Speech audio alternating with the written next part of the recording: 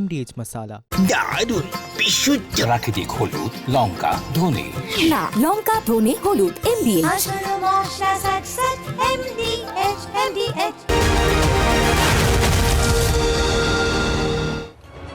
জি 24 ঘন্টায় স্পেশাল 24 নিয়ে আমি সব্যসাচী আপনাদের সঙ্গে। অবশেষে একটা সমঝোতা, কোথাও গিয়ে যুদ্ধ শেষের পর স্তব্ধতা, নাকি এটার জল গড়াবে আরও কিছুটা, নির্ভর করছে ককরোচ জনতা পার্টি এবং কেন্দ্রীয় সরকারের ওপরে। আজ বেনজিরভাবে ককরোচ জনতা পার্টির পর সব কটা দাবি মেনে নিল সরকার, যেখানে বিরোধীরা কোমর বেঁধে নেমে পড়েছিল এই আরশোলাদের ধরে কিছু একটা তো করতেই হবে, প্রধানমন্ত্রী পর্যন্ত পদত্যাগের দাবি তুলতে হবে, সেখানে আপাতত ইতি। কিন্তু প্রশ্ন হচ্ছে এরপর কি, সেটাই খোঁজ করবো আজ স্পেশাল 24।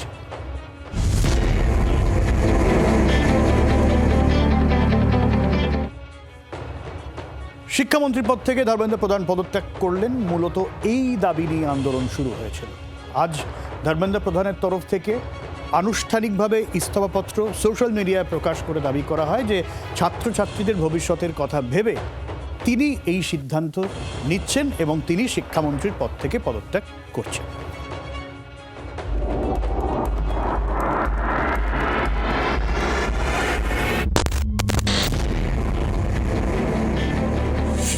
অবশেষে কেন্দ্রীয় শিক্ষামন্ত্রীর পদত্যাগ, নিট পরীক্ষা নিয়ে চলা দীর্ঘ টানাপোড়েন এবং যন্তর মন্তরের বিক্ষোভের জেরে বড় রাজনৈতিক পদক্ষেপ।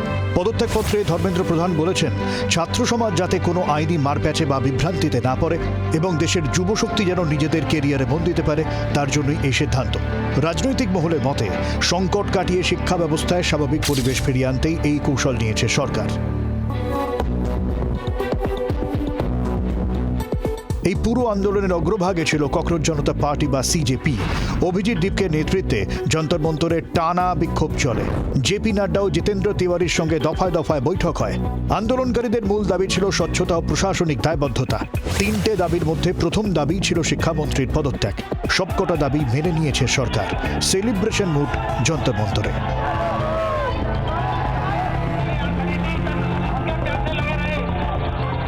दूसरी मांग थी कि सारे एफआईआर्स जो सारे प्रोटेस्टर्स के खिलाफ फाइल किए गए हैं अभी तक, सिर्फ दिल्ली में नहीं लेकिन सारे बीजेपी रूल्ड और बीजेपी एलाइड स्टेट्स में विड्रॉ हो जाए।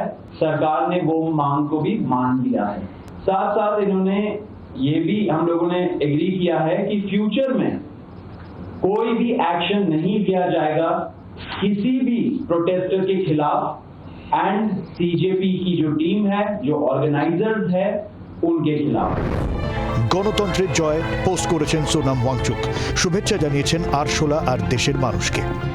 গত 1.5 মাস ধরে যে যন্তর মন্তরে আন্দোলন চলেছে, যে যন্তর মন্তরে একের পর এক নেতারা অনশন করেছেন, সেই যন্তর মন্তরে এখন উচ্ছ্বাসের ছবি। উচ্ছ্বাসের ছবি এই কারণে, তাদের যে মূল এবং প্রধান দাবি, কেন্দ্রীয় শিক্ষামন্ত্রী ধর্মেন্দ্র প্রধান কিছুক্ষণ আগেই ইস্তফা দিয়েছেন। ধর্মেন্দ্র প্রধান তিনি তো ইস্তফা দিলেন, তাহলে আপনাদের আন্দোলনের যে দাবি সেটা তো মিটে গেল নাকি? এরপর কি কর্মসূচি হবে? হ্যাঁ, সেটা বলতে পারেন যে এটা আমাদের প্রথম মুভ ছিল, যেখানে আমরা জয়লাভ করেছি। এবার দ্বিতীয় হবে ইথেনল, যেখানে সরকার নিজের মনমানি করবে, যেখানে সরকার কারাপশন করবে, সেখানে আমরা দাঁড়াবো। এটা কোনো রাজনৈতিক দল হবে না। आज जाऊंगा अपने घर पे, अपने बच्चों को बोलूंगा कि मैंने अपना हक अदा किया जी। और ये इस्तीफा पेपर लीक के टाइम पे हो जाता धर्मेंद्र प्रधान का, तो आज ये दिन नहीं देखना पड़ता, आज ये नौबत नहीं आती, हमारे बच्चों पे लाठीचार्ज नहीं होता। এই ঘটনা ঘিরে স্বাভাবিকভাবেই শুরু হয়েছে রাজনৈতিক চর্চা। একদিকে যখন বিরোধী শিবির একে সরকারের প্রশাসনিক ব্যর্থতা হিসেবে তুলে ধরে চাপ বাড়াচ্ছিল, অন্যদিকে শাসক দলের পক্ষ থেকে বারবার বলা হয়েছে এই ধরনের সংকটে স্বচ্ছ তদন্ত এবং গঠনমূলক সংস্কারই আসল লক্ষ্য। শ্রীলঙ্কা বা বাংলাদেশের সাম্প্রতিক ঘটনার সঙ্গে একে তুলনা করার প্রবণতা থাকলেও ভারতের শক্তিশালী গণতান্ত্রিক কাঠামোয় প্রশাসন যে আলোচনার মাধ্যমেই পরিস্থিতির নিয়ন্ত্রণে সচেষ্ট, তা এই পদক্ষেপে স্পষ্ট। মোদী সরকারের আমলে এই সিদ্ধান্ত বেনজির। এর আগে 2001 সালে বাজপেয়ীর আমলে তেহেলকা স্টিং অপারেশনের জেরে কংগ্রেসের প্রতিরক্ষা মন্ত্রী জর্জ ফার্নান্ডেজ পদত্যাগ করেছিলেন। 2010-এ 2G স্পেকট্রাম কেলেঙ্কারির জেরে পদত্যাগ করেন তৎকালীন টেলিকম মন্ত্রী এ রাজা। কিন্তু মোদী সরকারের আমলে আন্দোলনের চাপে পদত্যাগের বেনজির উদাহরণ তৈরি হলো ধর্মেন্দ্র প্রধানের ইস্যুতে। जो लोग पिछले 36 दिनों से हमें बोल रहे थे इस्तीफे नहीं होते इस सरकार में, ये सरकार इस्तीफे नहीं करवाती, उन सभी लोगों से मैं फिर से कहता हूं, झुकती है दुनिया और इस देश के युवा ने दिखा दिया है, अगर वो एक साथ आ जाए तो किसी को भी झुका सकती है, किसी का भी इस्तीफा ले सकती है। 2014-তে মোদী প্রধানমন্ত্রী হওয়ার পর নানা কারণে কেন্দ্রীয় মন্ত্রিসভার 67 জনকে মাঝপথে মন্ত্রিত্ব থেকে সরে যেতে হয়েছে। এর আগে প্রথমবার নৈতিক দায় নিয়ে মিটু বিতর্কের জেরে মন্ত্রিসভা থেকে সরে যেতে হয়েছিল বিদেশ প্রতিমন্ত্রী MJ আকবরকে। তবে যে 67 জনকে মোদীর জমানায় মাঝপথে সরতে হয়েছিল তাদের বেশিরভাগকেই মন্ত্রিত্ব হারাতে হয় প্রধানমন্ত্রীর অথবা দলের অনাস্থার কারণে। কিন্তু আন্দোলনের জেরে এই সিদ্ধান্ত প্রথম।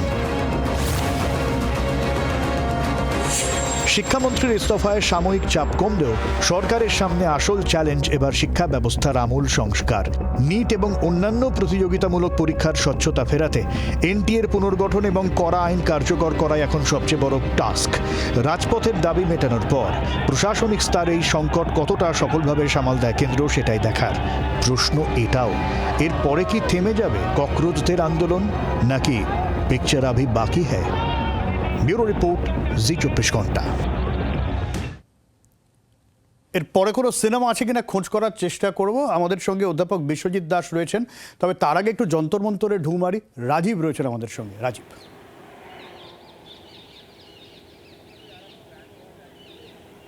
দেখো, যন্তর মন্তরে এবার ক্রমশ ফাঁকা হতে শুরু করেছে এবং বলা যেতে পারে এক ঢিলে দুটি পাখি মেরে দিয়েছে সরকার। যেমনটা তুমি বলছিলে একটু আগে, আমরা দেখালাম দর্শকদের যে শ্রীলঙ্কা বা বাংলাদেশের মতো নয়, একটা শক্তিশালী গণতান্ত্রিক দেশ হিসেবে আলাপ আলোচনার মাধ্যমেই সমস্যার সমাধান করা সম্ভব, সেটা সরকার প্রমাণ করেছে। এখানে সরকারের যে কৌশল, অনেকেই এইভাবে দেখছেন যে পুরো বিষয়টিতে এই যন্তর মন্তরের যে ছবি, যেখানে এখন আন্দোলন ভেঙে আন্দোলন ছেড়ে সবাই বাড়ি ফিরছেন, এই জায়গায় আন্দোলনটা আরও চলবেন এবং সরকার অসুবিধায় পড়বে, সরকারের সমস্যায় হবে, ভারত অস্থির হয়ে উঠবে। অন্তত আজ সকাল পর্যন্ত বিভিন্ন রাজ্য থেকে যে হাঙ্গামার ছবি, গণ্ডগোলের ছবি আসছিল, তাই সেরকমটাই মনে করা হচ্ছিল। সরকারের এই ধর্মেন্দ্র প্রধানের অপসারণ বলো বা ইস্তফা বলো, সেটার যদি মেনে নেওয়া হয় তাহলে সরকার এক্ষেত্রে বিরোধীরা বা আরশোলাদের, যেটা তুমি বলছিলে একটু আগে, আরশোলাদের ধরে তারা রাজনৈতিকভাবে সুবিধা নেওয়ার চেষ্টা করছিলেন, সেটা কিন্তু সরকারের দল এবং বিজেপি তারা কিন্তু সেটাকে একেবারে বন্ধ করে দিল। সেই জায়গায় আর সম্ভাবনা প্রায় রইল না। দ্বিতীয়ত, যে আন্দোলন সারা দেশে ছড়িয়ে পড়ছিল, যে আন্দোলনে ক্রমশ ক্ষোভ বাড়ছিল, সেটিকেও সুষ্ঠু সমাধান করা গেল ধর্মেন্দ্র প্রধানের ইস্তফা দিয়ে। একদমই। এবং সেই জায়গায় দাঁড়িয়ে মোটামুটি একটা সুস্থ সমাধান এসছে। কিন্তু এর পর কি বিশ্বজিৎ দা, আন্দোলন তো উঠে গেল, আপনার কি মনে হয় হোয়াট নেক্সট? না, আন্দোলন উঠে গেল এটা বললে মনে হয় একদম সরলীকরণ হবে। তার কারণ যে অবস্থান বিক্ষোভ ছিল সেটা উঠে গেল এবং তাদের যে 3টি দাবি ছিল সেটাও মেনে নিল। দেখো, এই আন্দোলনটা শুরু হয়েছিল একটা অরাজনৈতিক আন্দোলন এবং এই অরাজনৈতিক আন্দোলন মূলত একটা শিক্ষা ব্যবস্থাকে কেন্দ্র করে। সেই শিক্ষা ব্যবস্থায় ট্রান্সপারেন্সি আনতে হবে। আমরা নিটের ক্ষেত্রে দেখেছি, অন্যান্য ক্ষেত্রে দেখেছি যে টেকনোলজি প্রুফড নানান যে সিকিউরিটি সিস্টেম আছে সেগুলোকে এনে একটা ট্রান্সপারেন্ট ব্যবস্থা চালু করা। আসলে যে আন্দোলনটা কেন্দ্র করে সারা ভারতবর্ষ তোলপাড় হয়েছে, আমরা এর আগে দেখেছি আমাদের প্রতিবেশী দেশগুলোতে ছাত্ররা যে আন্দোলনটা তৈরি করেছিল সেটা হাইজ্যাক করে নিয়েছিল অন্যান্য রাজনৈতিক দল বা জঙ্গি সংগঠন। এক্ষেত্রেও যে রাজনৈতিক দল না হয়েও ভারতীয় জনতা পার্টির বিরুদ্ধে এবং সরকারের বিরুদ্ধে যে আন্দোলন শুরু করলো সেটা হচ্ছে ককরোচ পার্টি, অর্থাৎ এই যে CJP, cockroach party of India, তারা যে আন্দোলনটা করেছিল অরাজনৈতিক আন্দোলন। কিন্তু দেখো, বিরোধীরা সবাই এর সঙ্গে যুক্ত হয়ে গেল, অর্থাৎ বিরোধীরা বাতাস পেয়ে গেল এদেরকে সামনে রেখে। ছাত্ররা সামনে আছে, সব বিরোধী দল, ভারতীয় জনতা পার্টির বিরুদ্ধে যত দল আছে তারা কিন্তু বিভিন্নভাবে এই ছাত্রদের পাশে দাঁড়িয়েছে। আসলে এই আন্দোলনটা যদি সিস্টেমের বিরুদ্ধে হয় তাহলে এখানে রাজনীতি আনাটা উচিত নয়। এবার বক্তব্য আগামী দিন কি হবে, তার মানে আগামী দিনে আমরা দেখব, ছাত্ররা দেখবে যাতে সিস্টেম পরিশুদ্ধ হয়, ট্রান্সপারেন্ট হয়। না বিষয়টা যেটা এটা প্রশ্ন হচ্ছে আর একটা, এই প্ল্যাটফর্ম কি মোটামুটি ভাগে একটা প্ল্যাটফর্মের মতন থাকলো, নাকি এটা আবার গোটা বিষয়টা একটু ভার্চুয়াল হয়ে যাবে? সিজেপি না, সিজেপির উত্থান কিন্তু ভার্চুয়ালি, এবং ভার্চুয়ালি থেকে আমরা দেখেছি যে ইউরোপের বিভিন্ন দেশ, মিডল ইস্টের বিভিন্ন দেশে ভার্চুয়ালি কোনো মুভমেন্ট তৈরি হয়েছিল, এবং আমরা দেখেছি দিল্লির ক্ষেত্রে আন্না হাজারে যে মুভমেন্ট শুরু করেছিল সেটাও কিন্তু সব মানুষ গিয়েছিল, পরবর্তীকালে তার হাত থেকে হাইজ্যাক হয়ে যায়। এইখানে যে দলটি, এটা তো তারা সাময়িকভাবে সাফল্য দেখছে, তাদের জিত দেখছে, কিন্তু এই সাফল্য বা জিতের থেকেও বড় প্রশ্ন আসবে ককরোচ পার্টির কাছে আগামী দিনে, যদি এই সিস্টেমটাকে পরিশুদ্ধ করা না হয়। অর্থাৎ তাদের লক্ষ্য হচ্ছে আগামী দিনে টেকনোলজি প্রুফ একদম ট্রান্সপারেন্ট সিস্টেম আনা, রাজনীতিকে দূরে সরিয়ে রেখে ছাত্রদের অধিকারের কথা বলা। একদমই, অনেক ধন্যবাদ বিষয়দা আপনাকে। রাজীব, তোমাকেও অনেক ধন্যবাদ। এবং ওই যে 5 দফা দাবি দেওয়া হয়েছে, সেই দাবি এক্সিকিউট কিভাবে হয় সেটাও দেখার। কিন্তু ওই যে প্রশ্নটা হচ্ছে যে যন্তর মন্তরের লড়াইটা কি এখানেই থেমে গেল, নাকি নতুন কোন আবার আন্দোলন হলেও হতে পারে? ককরোচ জনতা পার্টির পরে রণকৌশল নিয়ে কিন্তু রাজনৈতিক একটা জল্পনা রয়েছে। অভিজিৎ ডিপকে আর সৌরভ দাসের একটা বার্তা ছিল যে শিক্ষামন্ত্রীর পদত্যাগ বড় ধাপ হলেও আন্দোলন এখনই শেষ হচ্ছে না। মনে রাখবেন, মঞ্চ থেকে বারবার বলা হয়েছিল। অভিজিৎ ডিপকের একটা ইন্টারেস্টিং বক্তব্যও কিন্তু এসবের মধ্যে আজকে ছিল, সেটাও শোনাই। প্রশ্নটা ওই হোয়াট নেক্সট। সিজেপির আন্দোলনের জের, বেনজির সিদ্ধান্ত নরেন্দ্র মোদী সরকারের। শিক্ষামন্ত্রীর পদ থেকে পদত্যাগ করেছেন ধর্মেন্দ্র প্রধান। শিক্ষামন্ত্রীর পদত্যাগের পরে উল্লাসে ফেটে পড়ে যন্তর মন্তরের আন্দোলনকারীরা।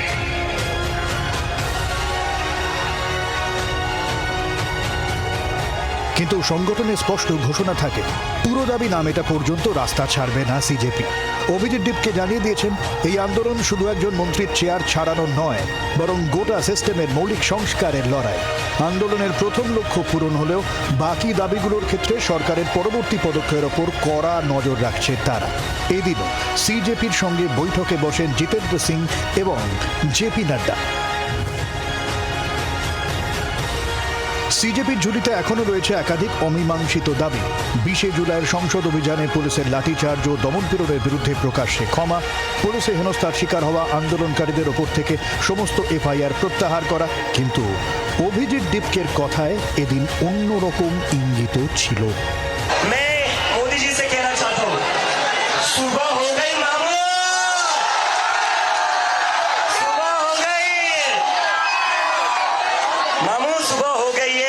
डेमोक्रेसी की सुबह हो गई है, अब इस देश की जनता जाग चुकी है, और जैसे कि मैंने कहा था, ये पहला विकेट है, ये पहला विकेट है, यहां नहीं रुकेंगे। अब तो बस शुरुआत हुई है, अभी तो बस शुरुआत हुई है।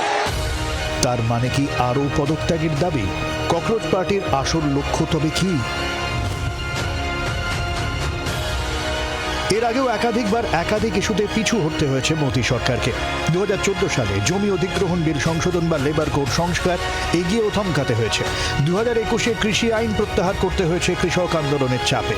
এবার সরকারকে নত হতে হলো জেনজিদের দাবিতে।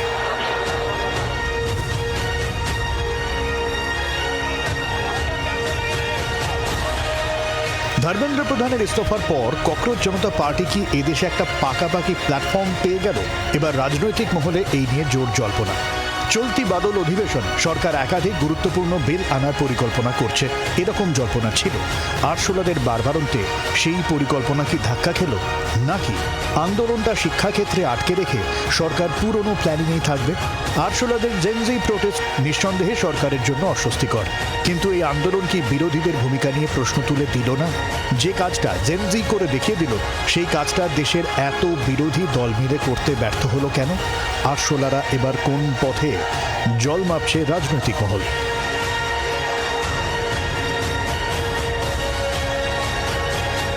ব্যুরো রিপোর্ট, জি 24 ঘন্টা। দেখুন আরশোলারা কি করবেন সে তো পরে জানা যাবে। তারা বলেছেন নজর রাখছেন সরকার তাদের বাকি দাবিগুলো নির্দিষ্ট সময়ের মধ্যে ফুলফিল করে কি না। কিন্তু বিরোধীরা তারা তো ভেবেছিল আরশোলাদের ধরে তারা এগিয়ে যাবে। প্রত্যেক আন্দোলনের মতো বামপন্থীরাও তারাও ভিড়ে গিয়েছিল। এই আন্দোলনে তারাও আবার নতুন করে তাদের ভাবতে হবে। বিশেষ করে কংগ্রেস প্রধানমন্ত্রীর দাবি তুলতে শুরু করেছিল। রাহুল গান্ধী প্রধানমন্ত্রীর দাবি তুলতে শুরু করেছেন। এখন সাংবাদিক বৈঠক করে বলছেন প্রধানমন্ত্রীর ক্ষমা চাওয়া উচিত।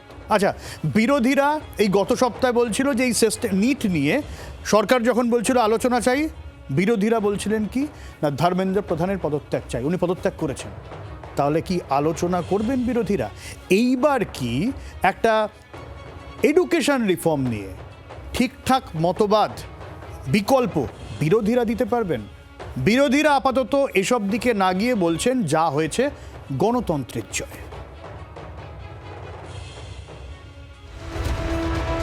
শিক্ষামন্ত্রী ধর্মেন্দ্র প্রধানের পদত্যাগের দাবিতে ২৬ দিন অনশন চালিয়ে গিয়েছিলেন পরিবেশ কর্মী সোনাম ওয়াংচুক। শুক্রবার প্রধানমন্ত্রীর আশ্বাসের পর জেপি নাড্ডার হাত থেকে খাবার খেয়ে অনশন তোলেন তিনি। ধর্মেন্দ্রের পদত্যাগের আগেই কেন অনশন প্রত্যাহার, এ নিয়ে প্রশ্নের মুখে পড়তে হয় তাঁকে। শেষ পর্যন্ত অবশ্য পদত্যাগ করলেন ধর্মেন্দ্র। এরপরই সোশ্যাল মিডিয়ায় সোনাম লেখেন, এটি গণতন্ত্রের জয়, সরাসরি রাজপথ থেকে। এটি শান্তি, ধৈর্য ও অদম্য সংকল্পের জয়। সিজেপি, জেনজি এবং দেশের নাগরিকদের ধন্যবাদ জানিয়ে সোনাম লিখেছেন, জবাবদিহি নিশ্চিত করার পর এবার লক্ষ্য সংস্কার। গত কয়েকদিনে ককরোচ জনতা পার্টির আন্দোলনকে আঁকড়ে ধরেই জাতীয় রাজনীতিতে প্রাসঙ্গিক হতে চেয়েছিল কংগ্রেস থেকে একাধিক আঞ্চলিক দল। এদিন ধর্মেন্দ্রের পদত্যাগের পরও অবশ্য দাবির শেষ নেই গান্ধী পরিবারের। ছাত্রদের কাছে ক্ষমা চান প্রধানমন্ত্রী, দাবি রাহুলের। It's a symbolic step because he was a symbol, but it is still a big step. And the final demand that the Prime Minister of India, out of respect for the students of India, out of respect for the future of India, has to apologize to the students who were brutalized and attacked. প্রথম দিনে এই সিদ্ধান্ত নিলে জল এত গড়াতো না। শেষ পর্যন্ত জনতার দাবির কাছে হার মানতে হলো কেন্দ্রকে। প্রতিক্রিয়া আপ সমাজবাদী পার্টির। अगर यही करना था तो बच्चों से बात करके बुला करके ये फैसला पहले ही ले लिया जा सकता था और तब ले लेना चाहिए था, क्योंकि जब बच्चों की जान गई है कहीं और सरकार ने खुद स्वीकार किया था कि परीक्षा का पेपर लीक हुआ है। आप सबको बहुत बहुत बहुत बधाई। हमारे देश के युवाओं को, जेनजी को बहुत बधाई। बहुत खुशी की बात है, आप लोगों का संघर्ष रंग लाया। धर्मेंद्र प्रधान को अल्टीमेटली इस्तीफा देना पड़ा। ये पूरी डेमोक्रेसी की बहुत बड़ी जीत है। हमारे देश में लोगों का जनतंत्र से भरोसा ही उठ गया था।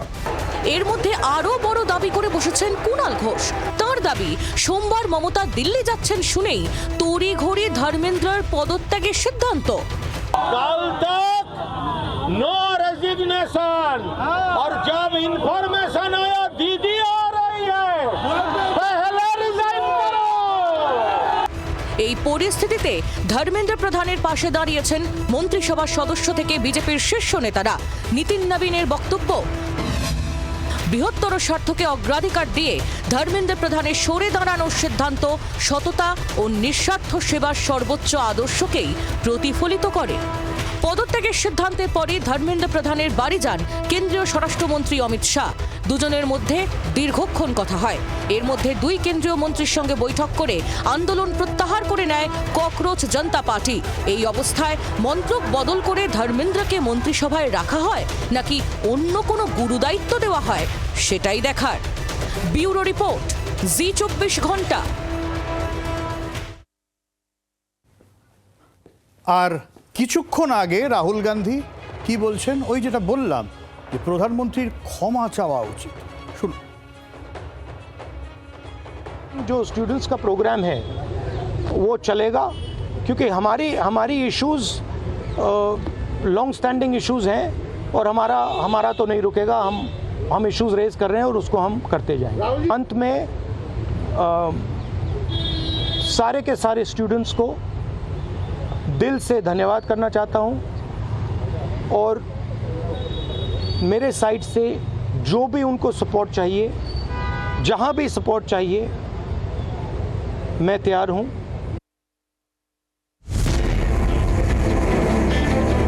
দারুণ বিশুদ্ধ প্রাকৃতিক হলুদ লঙ্কা ধনে না লঙ্কা ধনে হলুদ MBH আসল মশলা সাকসেস MDH